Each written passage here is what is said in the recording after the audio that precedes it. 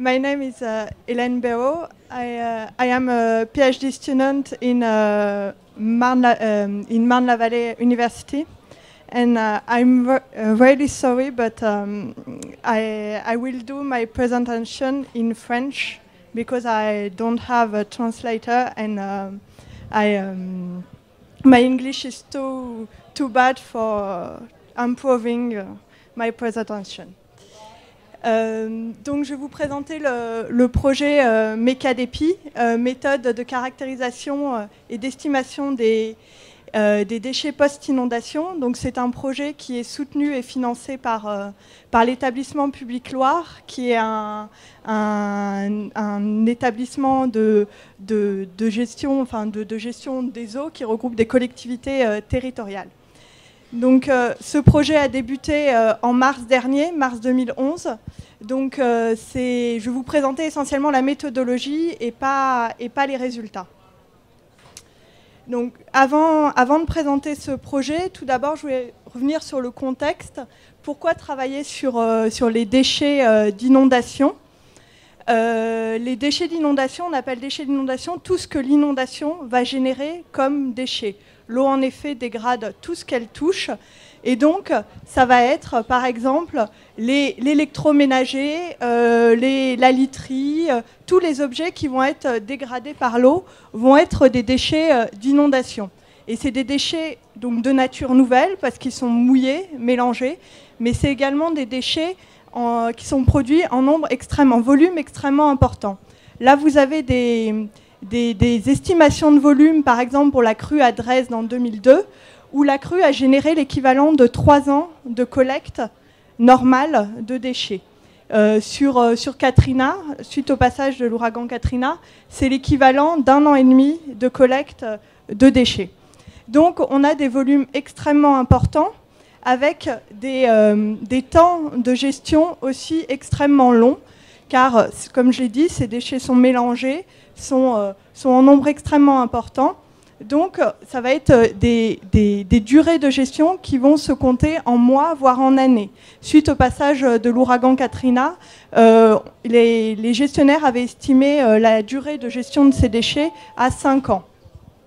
Donc des déchets en nombre extrêmement important, avec une gestion longue, et aussi un coût extrêmement important. La FEMA, qui est l'organisme de gestion des catastrophes aux États-Unis, a estimé les coûts de la gestion de ces déchets à 1/3 des coûts totaux de la reconstruction post-Katrina. Donc, c'est une problématique extrêmement importante qui va intéresser l'ensemble des acteurs de la société. La société, les gestionnaires des risques, mais aussi les gestionnaires de déchets. Pourquoi? Parce que les enjeux, les déchets post-inondation engendrent des enjeux extrêmement importants, des enjeux sanitaires, car c'est la production de pollution, de germes. Par exemple,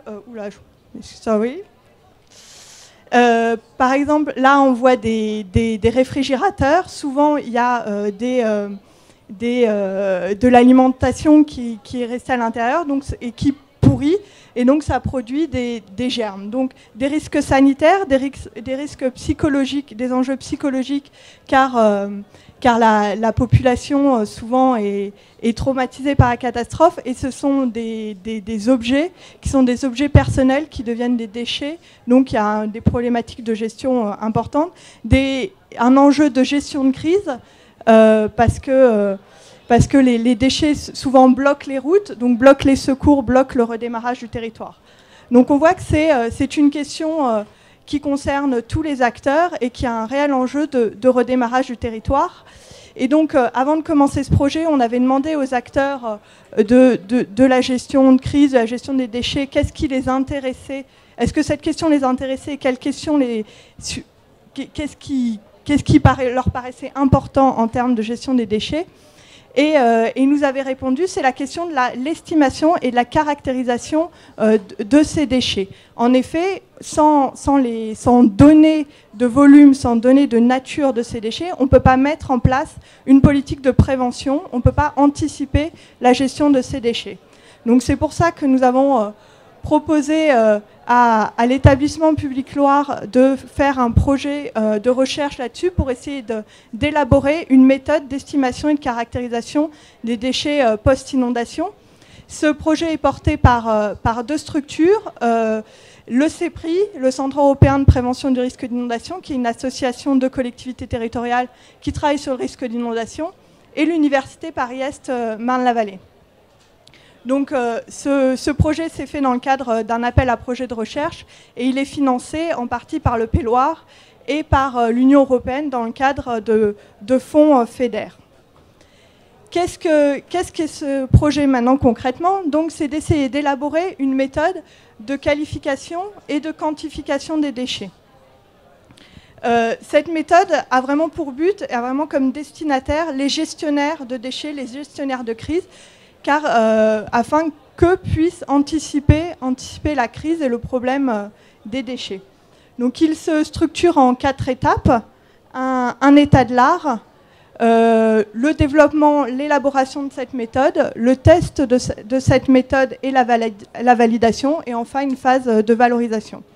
Donc ce projet a démarré en mars dernier et il s'étale à peu près sur 15 mois. Donc je vais vous décrire les différentes étapes. Première étape, donc l'état de l'art.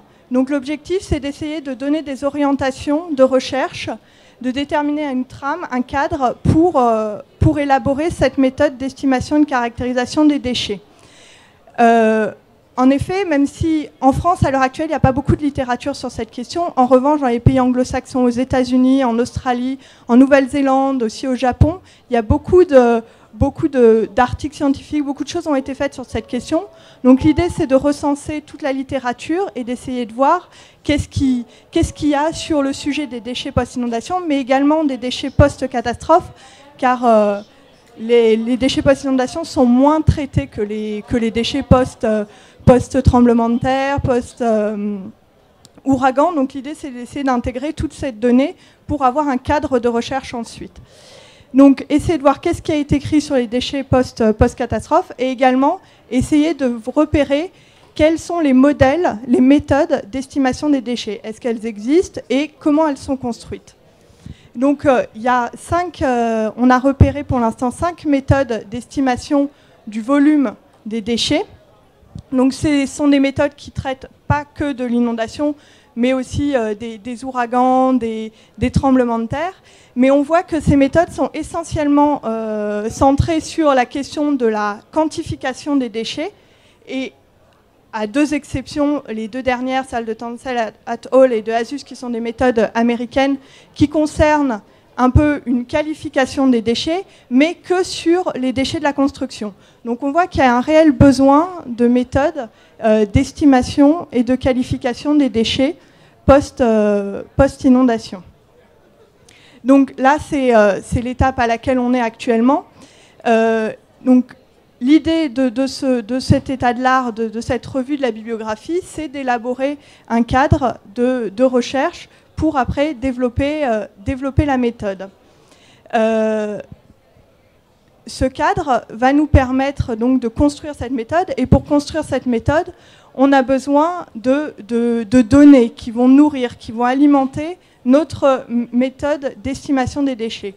Ces données, on va aller les chercher à 2 endroits, par des retours d'expérience qui vont permettre d'aller voir sur les territoires français et européens qui ont récemment été inondés par des inondations, des inondations lentes, parce qu'on s'intéresse surtout à ce type d'inondation.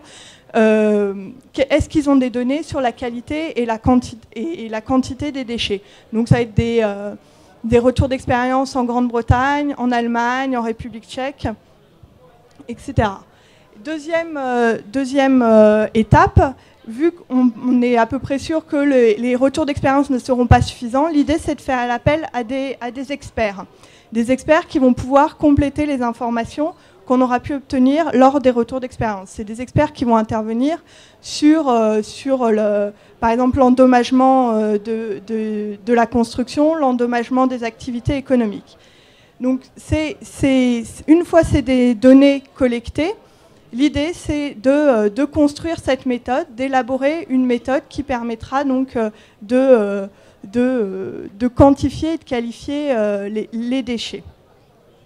L'idée ensuite, c'est de la valider, tout simplement, de manière simple, de la valider sur 2 territoires. D'une part, la vallée d'Orléans, le Val d'Orléans.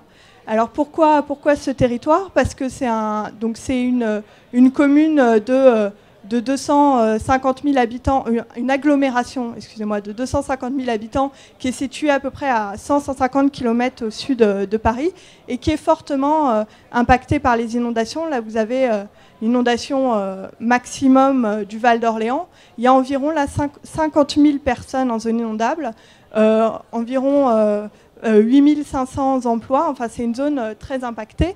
Donc on va travailler sur ce territoire, ça va être un de nos territoires tests, qui est intéressant parce qu'ils ont déjà commencé à travailler sur la question des déchets avec le CEPRI.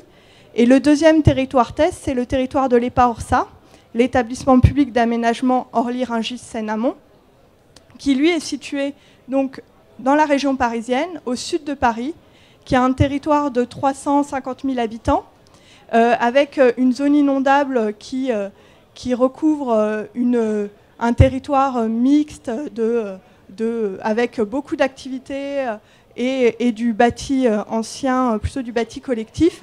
Donc il y a plusieurs dizaines de milliers d'habitants en zone inondable. Sur Ivry et Vitry, par exemple, c'est environ 30 000 habitants en zone inondable. Ce territoire est aussi intéressant parce que c'est un territoire en renouvellement urbain et c'est le territoire terrain en fait, de ma thèse. Donc voilà pourquoi on a choisi ce terrain.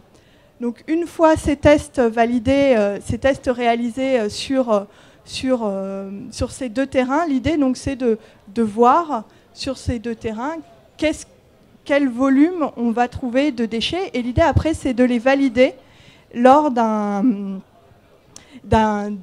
réunion regroupant des experts des déchets, de la gestion des déchets post-catastrophe, de l'aménagement du territoire, de la gestion de crise pour valider définitivement la méthode.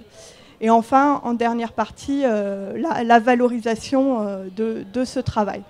Donc, comme je vous l'ai dit, là, c'est vraiment, enfin, c'est peut-être un peu frustrant pour vous, mais c'est vraiment le début. Donc, je vous ai présenté que la méthodologie, il n'y a pas de résultat.